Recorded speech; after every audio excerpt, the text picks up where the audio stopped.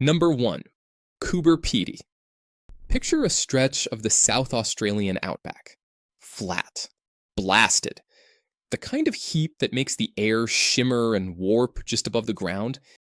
You scan the horizon for the town, and you can barely find it. A few rooftops, a church spire, a scatter of machinery, and not much else. And then you understand why. The town isn't sitting on the desert. It's inside it. In the dead of summer, the surface here is punishing. Daytime highs that push deep into the 40s Celsius, well over 100 Fahrenheit. So a large share of the people who live here did the only sensible thing. They moved underground, into what locals call dugouts, homes carved straight back into the soft rock of the hillsides. It started with opals. This is one of the great opal mining towns on Earth, and the miners who came chasing that gemstone made a discovery that had nothing to do with jewelry. Down in their diggings, out of the sun, it was cool, mild, comfortable, while the world outside baked. So they stopped just digging for opal and started digging to live. Today there are underground bedrooms and lounges, an underground church, an underground hotel, a whole community tucked into the rock, sitting at a pleasant, steady temperature all year round, while the surface swings from furnace to freezing night. And it's tempting to file all this under novelty, a quirk for the tourists, until you step outside at 2 in the afternoon in January, feel the heat hit you like the open door of an oven, and realize it was never a novelty at all. It was survival. Coober Pedy buried itself to escape the heat. The next city went underground to escape the exact opposite. Number 2. Montreal's underground city. From a town hiding from the sun, we go to a city hiding from the cold, and to one of the largest underground networks anywhere on the planet. Beneath the streets of Montreal runs a web of connected passageways stretching for tens of kilometers, often cited at something like 30-plus kilometers of linked tunnels and concourses. Hundreds of thousands of people pass through it on a busy day. And it isn't just corridors. Down there you'll find shopping malls, metro stations, office towers' lower floors, food courts, cinemas, even apartments, an entire indoor city wired into the one above. The reason is the winter. Montreal endures months of brutal, sub-zero cold, the kind that makes simply crossing the street an ordeal. The network, they call it the RÉSO, lets you commute, work, eat, and shop without ever stepping outside into it. But here's the part that's easy to miss. Nobody sat down and designed this as a single city. It grew by accretion. A shopping concourse built here, a metro link added there, one basement connected to the next, decade after decade, until all those separate pieces had quietly fused into a parallel, weatherproof city under the pavement. You can arrive in the depths of a Montreal winter and spend days down there, sleeping, eating, working, shopping, without once putting on a coat. Montreal's underworld grew almost by accident, one corridor at a time.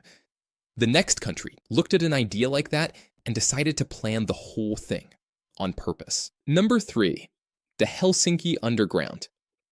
On the surface, a calm, orderly Nordic capital. Beneath it, a second city, and this one was deliberately drawn up in advance. Helsinki sits on hard granite bedrock, and decades ago, the city did something genuinely unusual with the rock under its feet. It made a master plan for it. An actual blueprint that treats underground space the way other cities treat streets and plots, something you can map, zone, and build into. The result is hundreds of facilities carved into the stone. Car parks, sports halls, data centers, a swimming pool, even a church. And, by many accounts, civil defense shelter space rated for a huge share of the population of the city. Some of that is practical. A growing capital, short on surface room, simply digging down. And some of it is older and colder than that, born in the long shadow of the 20th century, and a long border with a powerful neighbor. Translate the jargon, and the idea is simple. An underground master plan. A city quietly building itself a basement, big enough to hide in. And the strangest part is the double life of these spaces. The same hall that holds a public swimming pool on an ordinary Tuesday is rated, if it ever truly came to it, to shelter thousands of people from an attack. Leisure and survival, sharing the same room. Helsinki dug for the future. The next place dug purely for profit, and almost by accident, carved one of the most beautiful spaces human beings have ever made. Number 4. The Wieliczka salt mine. Start with a single image. A chandelier, hanging in lamplight, scattering soft light across a vast underground chamber. Now look closer. Every crystal in that chandelier, every glittering, faceted piece of it, is salt. Just outside Krakow, in southern Poland, this mine has been worked for something on the order of 700 years. And over those centuries, it became far more than a mine. It became a sculpture. Chambers, staircases, statues, whole chapels, all carved out of solid rock salt, the soft mineral stone you can cut almost like wood. There's a chapel more than 100 meters beneath the surface. There were even underground lakes of dense, glassy brine. It began as pure industry. Salt was once worth a fortune, money you could quite literally dig out of the ground. But generation after generation of miners, working their whole lives in lamplight, did something extraordinary with their hands. They carved altars, reliefs of biblical scenes, statues of saints, and at the heart of it all, a full basilica. Floor, walls, and ceiling, every surface sculpted from salt. Hard labor, slowly turning into devotion. Because one of these chambers isn't a mine shaft at all. You walk in, and you're standing in a cathedral. Chandeliers overhead, altarpieces along the walls, saints carved into the rock.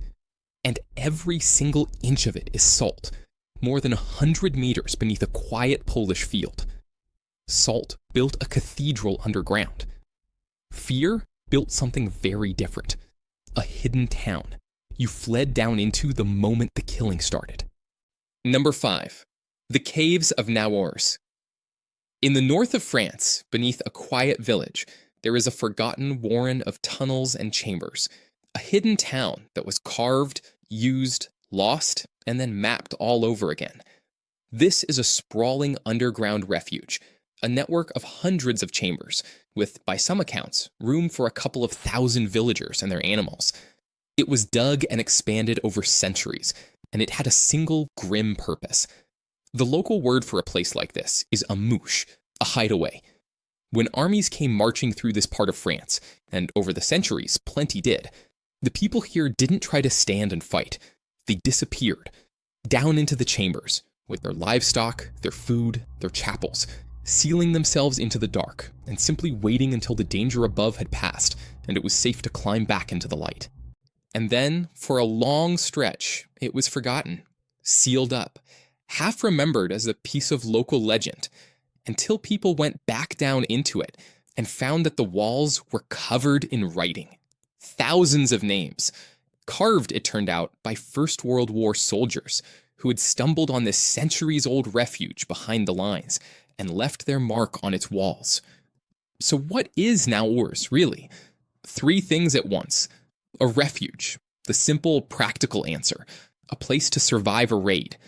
A time capsule, centuries of human fear frozen into stone.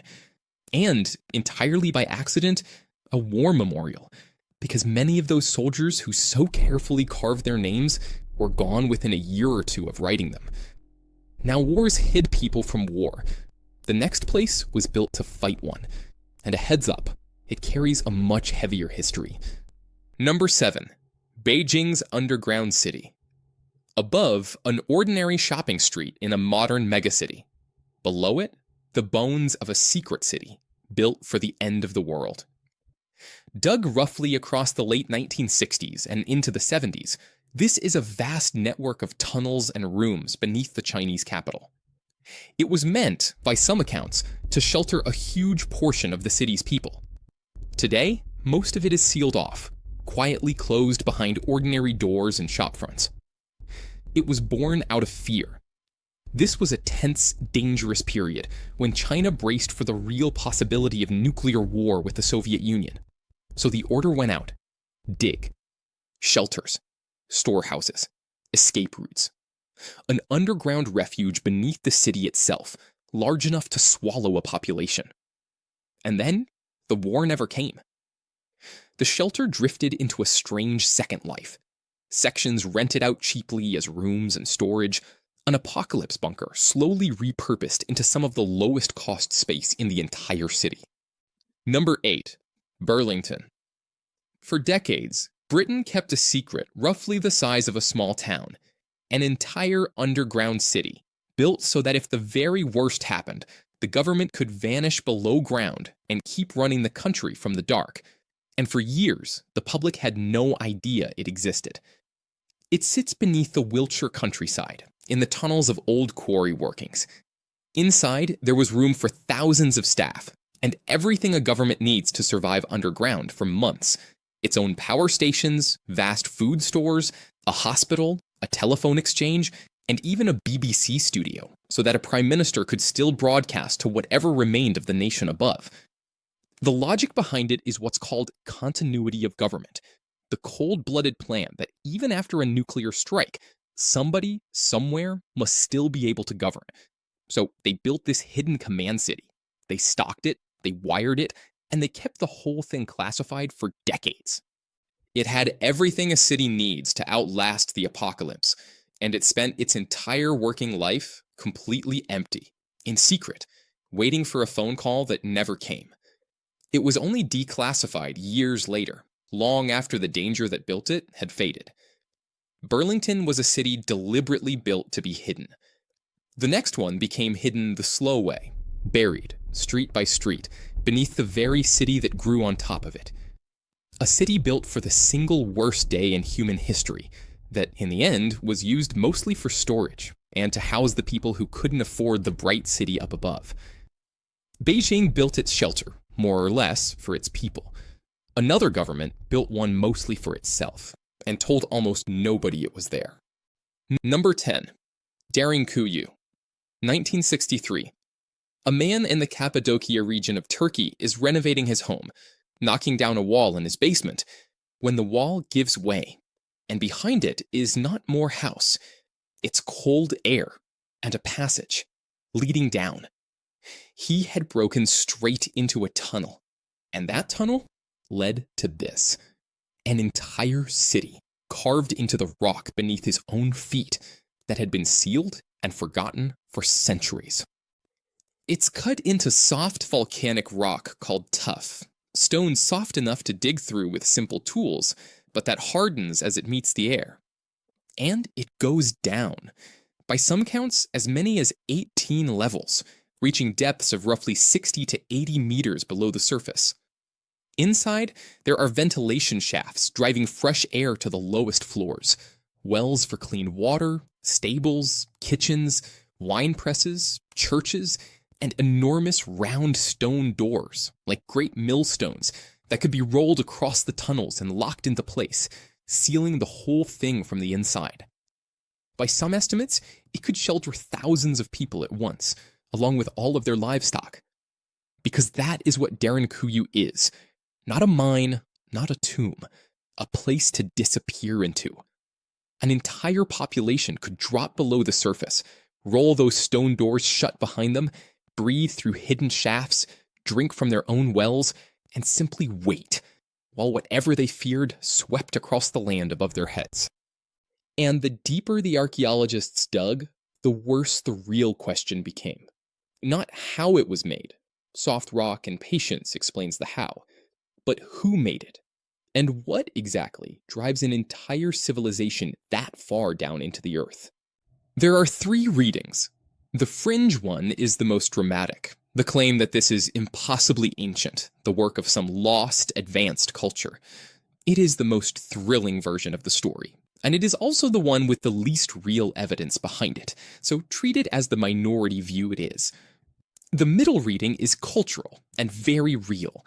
For centuries, the people of this region, including early Christians, used these soft rock hideaways to survive wave after wave of raids and persecution, vanishing underground until the threat moved on. And the mainstream reading reaches back furthest on the evidence that the earliest tunnels were begun far in antiquity by the region's early inhabitants, and then dug deeper and deeper still by everyone who came after and needed somewhere to hide. We've caught the city. We never quite caught the fear that built it, and that's the thing worth carrying up out of the dark. We build upward to be seen. Towers, skylines, our names written against the sky. We dig downward to survive. So the next time you're standing on what feels like solid, ordinary ground, remember what Derinkuyu proved with a single broken basement wall. Solid ground is rarely as solid as it looks. Sometimes it's just somebody's roof.